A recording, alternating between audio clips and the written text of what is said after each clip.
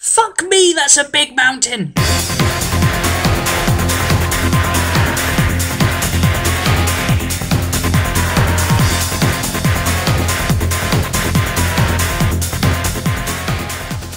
Meet Moses. Moses looks a lot like Noah, but he's not Noah, he's Moses. And God said to Moses, "All right, mate, climb up here, for I must speak to thee." And so Moses climbed up the mountain, and God said, "Go back down the mountain and tell the Israelites not to touch the mountain, or I will kill them to death." And Moses went down the mountain and told all the people not to go near the mountain, or the Lord will kill them to death. Then Moses went back up the mountain, where God appeared in the form of a dense cloud, so you could tell it was definitely him and not something random you'd find up a mountain like a non-dense cloud. And there was fire and lightning and an earthquake, and Moses thought this must be the ideal location for the moral foundations of society to be revealed. But God said, "Go down and tell all the people not to touch the mountain." And Moses was like, "Fuck you, this is a fucking big mountain, I already told them that anyway." So the Lord said, "Okay, but go down the mountain and get your son Aaron, who looks a bit like Noah, and come back up."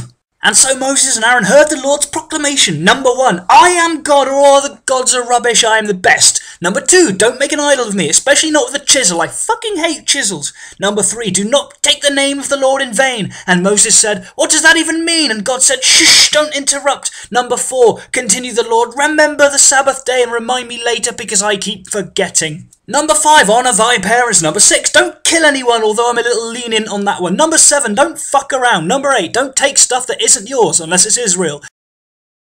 And number 10, don't covet anything your neighbours got, like oxes, wives, asses or slaves. And lo, Moses went to the future and laughed at the silly atheists who thought slavery wasn't mentioned in the 10 Commandments. And lo, the future generations here represented by Anne Widdecombe did arbitrarily declare these 10 to be the 10. But Christopher Hitchens did on his own at number 11. Turn off that fucking cell phone. And the Lord saw that it was good, and did continue himself with number 12. If you build an altar to me, which you definitely should, don't use a fucking chisel, and don't walk up any steps either, because otherwise the altar can see your various naughty bits. Number 13, when you buy a slave, make sure that when you be move along, nothing to see here, la la la la la la la. When you sell your daughter as a slave, la la la. If your slave dies when you rightly be, la la la la. When an ox falls down a hole, then whoever made the hole owes that one that owned the ox a new ox. Remembering, of course, they must not at any point covet that ox, as mentioned before. And the Lord did drone on for quite a while about oxes. And of course, you must not suffer the witch to live. And you should set the donkey of your enemy loose, as long as you don't bloody covet it. I can't stand fucking coveting. And don't you bloody dare boil a goat in its mother's milk either. And the Lord did finish his various critical moral judgments, and again did he call upon Moses to ascend the mountain. Whereupon the Lord told him to write down what he had declared, and Moses was most vexed because he didn't bring a pen and had to go back and fetch one. Then Moses did some serious sacrificing and blood throwing and other entirely necessary acts involving entrails, and the Lord was pleased. God commanded Moses to come up the mountain, for he had written the commandments on tablets of stone in fancy writing, making what Moses had already written down totally redundant.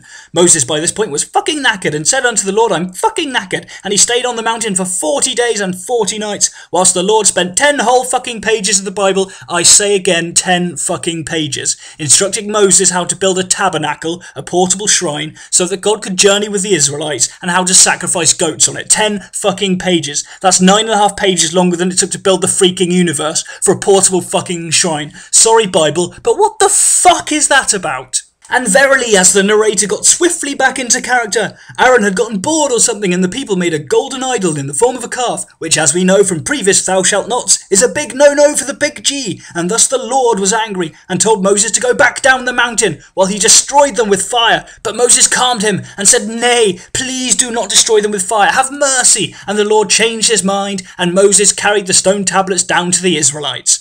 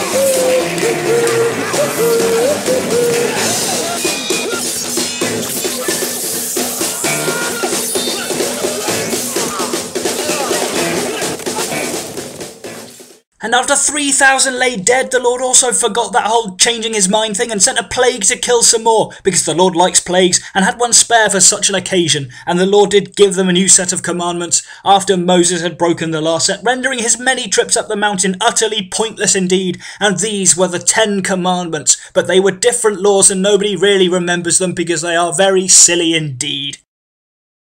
The 10 commandments have underpinned Western law for centuries, indeed for millennia. What's wrong with that? Well, what's wrong with it is it isn't true, of course. You honour God, you honour your parents, you don't steal, you don't kill, you remain faithful in marriage. You're not mentioning the silly ones, are you?